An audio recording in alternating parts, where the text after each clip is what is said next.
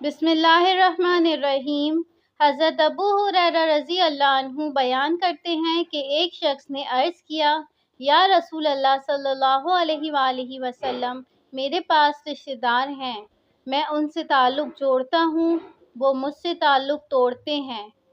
میں ان کے ساتھ اچھا سلوک کرتا ہوں، وہ میرے ساتھ بدسلوکی کرتے ہیں، میں ان کی زیادتیوں کو برداشت کرتا ہوں، وہ میرے ساتھ جہالت سے پیش آتے ہیں۔ رسول اللہ صلی اللہ علیہ وآلہ وسلم نے ارشاد فرمایا،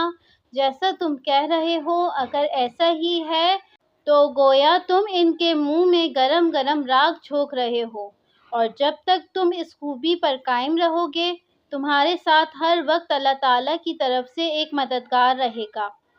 حضرت ابن مسعود رضی اللہ عنہ بیان کرتے ہیں کہ ایک آدمی نے نبی کریم صلی اللہ علیہ وآلہ وسلم سے عرض کیا، اللہ کے رسول، مجھے کیسے پتہ چلے کہ میں اچھا ہوں یا برا؟ نبی صلی اللہ علیہ وآلہ وسلم نے فرمایا،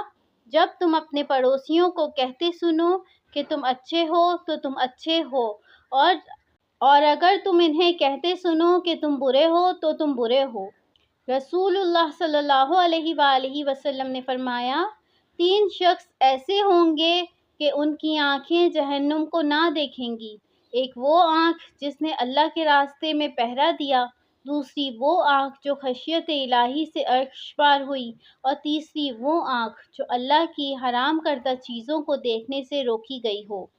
نبی کریم صلی اللہ علیہ وآلہ وسلم نے فرمایا، چہرے پر نور 4 عادتوں سے آتا ہے: حلال رزق کھانے سے، نماز ادا کرنے سے، یتیموں پر شفقت کرنے سے، ہمیشہ سچ